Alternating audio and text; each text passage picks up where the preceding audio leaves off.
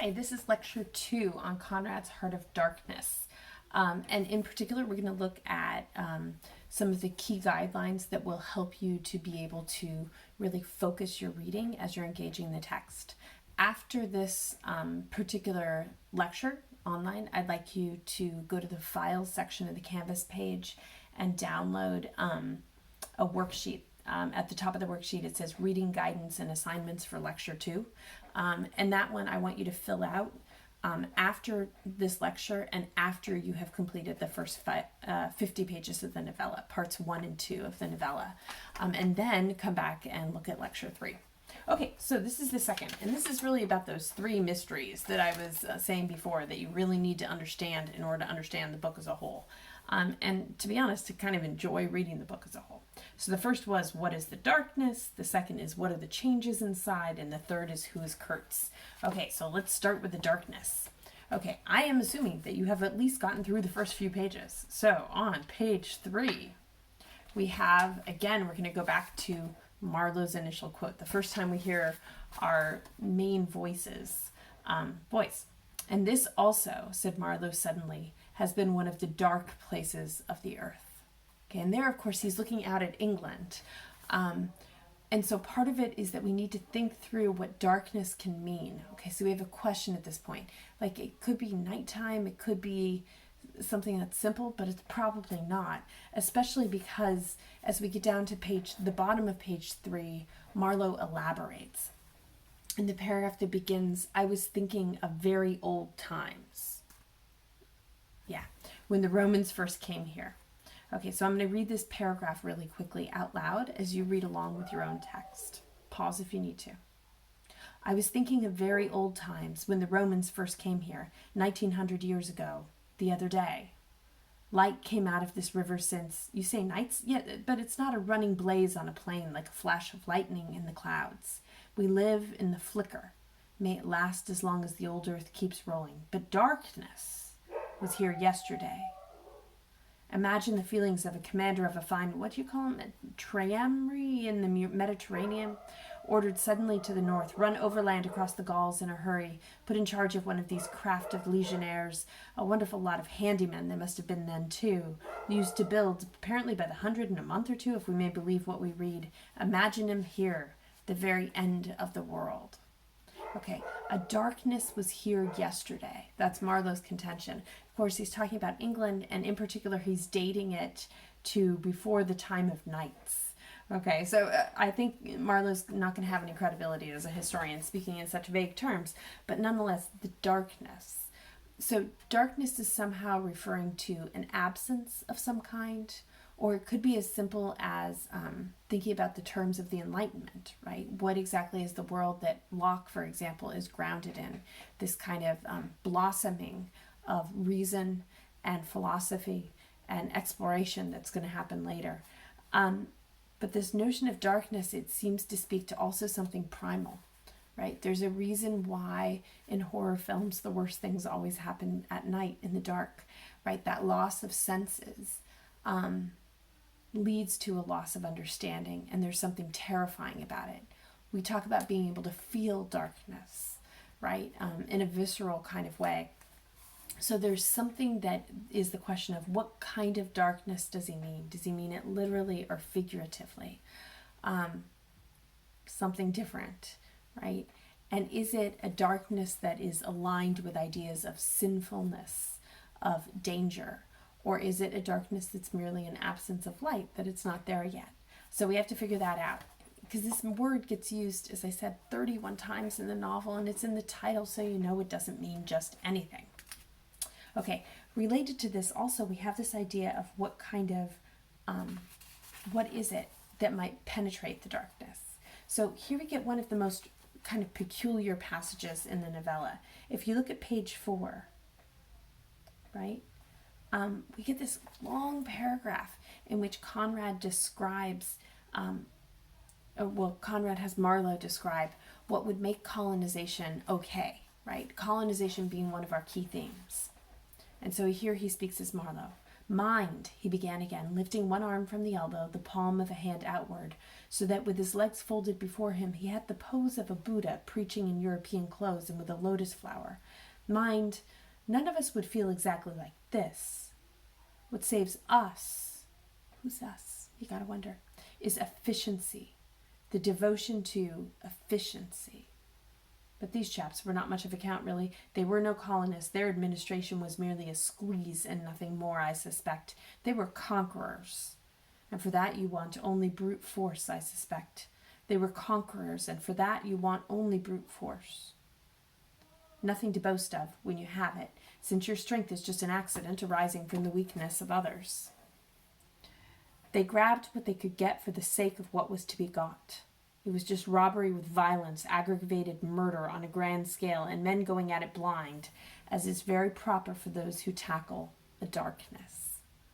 Okay, so whatever the darkness is, it gets flushed away, right, in Marlowe's account, by people who aren't necessarily super moral people, right? They are instead people who use brute force, right? They have been, they will continue to be such people. And so the question is, can colonization be done, right, in a way that isn't merely the deploying of brute force? And here Marlowe continues. The conquest of the earth, which mostly means the taking it away from those who have a different complexion or slightly flatter noses than ourselves, arbitrary factors, is not a pretty thing when you look at it too much. What redeems it is the idea only. An idea at the back of it, not a sentimental pretense, but an idea, and an unselfish belief in the idea, something you can set up and bow down before and offer sacrifice to. And that's where I get super creeped out. Okay, this discussion of an idea that could somehow salvage colonization, that makes it okay, right, is described by Marlowe in terms that can only be read as worshipful. Because what is it that in a routine kind of world we set up, bow down before, and offer sacrifice to, right?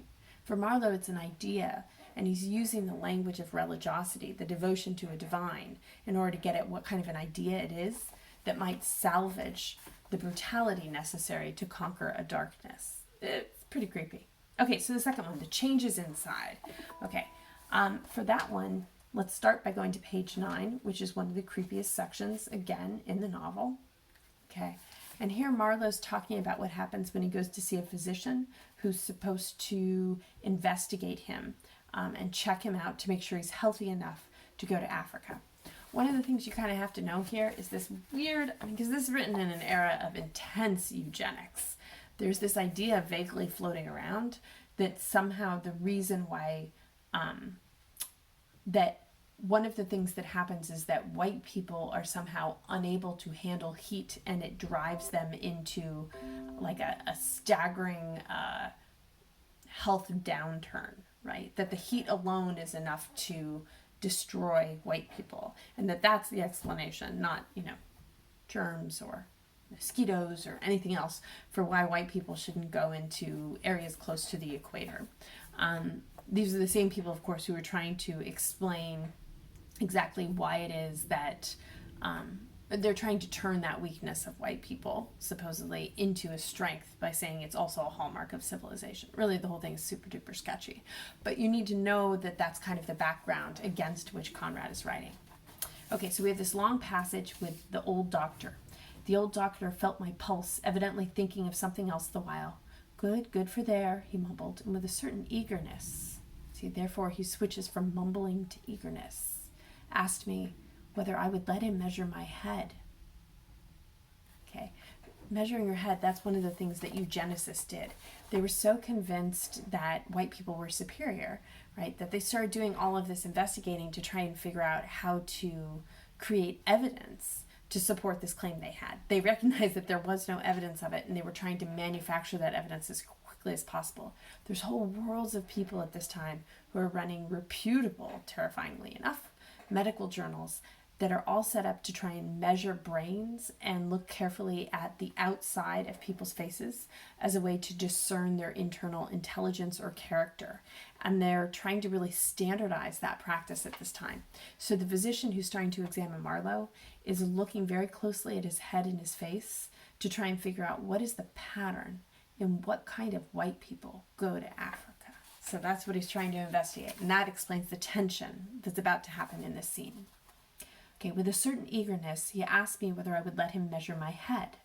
Rather surprised, I said yes, when he produced things like calipers and got the dimensions back and front in every way, taking notes carefully. He was an unshaven little man in a threadbare coat like a gabardine, with his feet in slippers, and I thought him a harmless fool. I always asked leave in the interest of science to measure the crania of those going out there, he said. And when they come back too? I asked. Oh, I never see them, he remarked. And moreover, the changes take place inside, you know. And he smiled, as if it's some quiet joke. Okay, why does the doctor never see the people who join the company upon their return? Because most of them are dead. That's why he doesn't see them, right? It's not just that there isn't a need to see them or that the company doesn't let him see them, but that most people don't come back, okay? That's the quiet joke. The changes take place inside. In other words, they take place in a way that can't be measured by looking at the outside. So where are the changes? The changes are inside your head. They're in your brain. So this starts to suggest that the physician believes that the experience of being in Africa, one way or another, either attracts people who have a disposition toward insanity or in and of itself drives people insane, right? So the question is exactly how is this understood in a social kind of context? This way predates Freud, it predates modern psychology, and yet the idea of being absolutely crazy, right, has a powerful literary meaning that's getting explored here. So you're going out there, says the physician. Famous, interesting too. He gave me a searching glance and made another note. Ever any madness in your family? He asked in a matter-of-fact tone, and I felt very annoyed. Is that question in the interest of science too? Oh, it would be, he said, without taking notice of my irritation. Interesting for science to watch the mental changes of individuals on the spot, but are you an alienist? I interrupted. That would be the early pre-profession before psychology. Every doctor should be a little, answered that original imperturbably. Right, so we get this really, really creepy moment where Marlowe becomes, he finds himself in a position where he is the subject of inquiry instead of the person who's doing the inquiring, right? He's without strength, without purpose, without a role, and it's pretty sketchy. Okay, so where this gets really interesting is that it's such a key moment for Marlowe himself that when he gets really distressed later, right, the way he describes himself is in the same terms that the physicians had used to describe him. So at the end, I remember the old doctor, he says on page 17. I remember the old doctor. It would be interesting for science to watch the mental changes of individuals on the spot. I felt I was becoming scientifically interesting. In other words, the pressure of this particular situation sends Marlowe back in time. And he's like, yep, this is the kind of thing that'll drive me crazy. So by the time he gets to Africa, he starts to see particular pressures that make him interesting, right? That make him frustrated to the point that he might appear mad, right? So this is a reference he's going to keep coming back to. But still, we, like the physician, are left a little bit in the dark, yes, I'm bringing it all around, for the idea of what exactly are these changes. Are we looking at actual medical changes? Are we looking at a point of view? Is it really a bad kind of change, which is implied by all of this? And we have to figure that out. So the very last thing is, who is Kurtz? And in the early pages, we get two references to Kurtz, right? Okay, so the first one, I think, is on page 14. And here, in a conversation with the bookkeeper down at the very, very bottom, we have a conversation in which Mr. Kurtz gets referenced. And it's funny because the bookkeeper, Marlowe thinks, is trying to be all cool about this when he's actually really stressed out about Mr. Kurtz. One day he remarked, without lifting his head, this is the bookkeeper, in the interior you'll no doubt meet Mr. Kurtz. On my asking who Mr. Kurtz was, he said he was a first-class agent. And seeing my disappointment at this information, added slowly, laying down his pen, he's a very remarkable person. Further questions elicited from him that Mr. Kurtz was at present in charge of a trading post, a very important one in a true ivory country at the very bottom of there, sends as much ivory as all the others put together, and he began to write again. The sick man was too ill to groan. The flies buzzed in a great place. Okay, so all of this is setting up this idea that Kurtz is someone who Marlowe is essentially drawn to and destined to meet, right? And more than that, Kurtz seems to be someone in trouble. If we get to page 19, the quote begins, "There were rumors." Okay, and this is overhearing a bit. There were rumors, Marlowe is reciting from someone else, that a very important station was in jeopardy and its chief, Mr. Kurtz, was ill. Hoped it was not true. Mr. Kurtz was... I felt weary and irritable. Hang Kurtz, I thought. I interrupted him by saying I had heard of Mr. Kurtz on the coast. Ah, so they talk of him down there, he murmured to himself. And then he began again, assuring me Mr. Kurtz was the best agent he had, an exceptional man of the greatest importance to the company. Okay, so this is another situation where everybody else is pointing to Marlowe that Kurtz is really important, and we're hearing that pointing that Kurtz is really important. Marlowe is kind of frustrated by his own curiosity on this end. Okay, so there's just one other passage I want to review because I want to give you a sense, not of the mysteries, which I think you have a sense of what those are. Once again, it's what is the darkness, what are the changes inside, and who is Kurtz? But also a sense of the oddness through which Conrad's literary style works.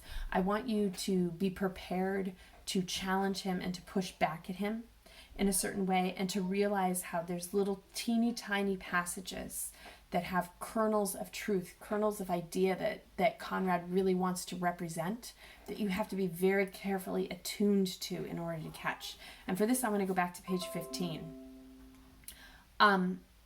So when Marlowe enters the first station he arrives at, right, he comes in and he sees somebody who is unexpected, in his words, at the very top of 15. When near the buildings, I met a white man in such an unexpected elegance of get-up that in the first moment I took him for a sort of vision. I saw a high starched collar, white cuffs, a light alpaca jacket, snowy trousers, a clear necktie, and varnished boots. No hat, hair parted, brushed, oiled under a green-lighted parasol held in a big white hand. He was amazing and had a pen holder behind his ear. So part of this is you have to start by asking yourself, who the heck wears white? Like, why would you wear white if you were in a location that had dirt floors, right? Like, it just doesn't make sense. It's a stupid thing to do, right? Unless it is representing something else. And there's no reason to think that this bookkeeper who's being described had any idea Marlowe was going to arrive on this particular day, which suggests that he dresses like this every single day. Think of all the dust, all the elements, how impossible it would be to keep that kind of attire that clean, right? So Marlowe's response, if we get about halfway down the next paragraph, is this. He says, I respected the fellow. Yes, I respected his collars, his vast cuffs, his brushed hair. His appearance was certainly that of a hairdresser's dummy, but in a great demoralization of the land, he kept up his appearance. That's backbone. He seems to be a man with an idea in the terms of what makes colonization acceptable. His starched collars and his got-up shirt fronts were achievements of character. He had been out nearly 3 years, and later I could not help asking him how he managed to sport such linen. He had the faintest blush and said modestly, I've been teaching one of the native women about the station. It was difficult. She had a distaste for the work. Why is he blushing? Okay, so in order to understand how this passage is working, understand that this is a character who never appears in the rest of the book. This is not an important character. This is not Kurtz, right? This is somebody who passes through the novel just as Marlowe passes through this particular station. And yet there's a world in that blush. Okay, so what I want you to do is reread the passage to yourself really carefully, okay? And the next lecture, the next video, I'm going to start with an explanation of why I think he blushes. And you might have an explanation that's similar or different, but before you hear mine, I want you to go through and read this passage really, really carefully, bit by bit, and ask yourself, what kind of a blush is it? What are the reasons why someone blushes? And what is specifically the reason why this person is blushing here? Finally, Why does it matter?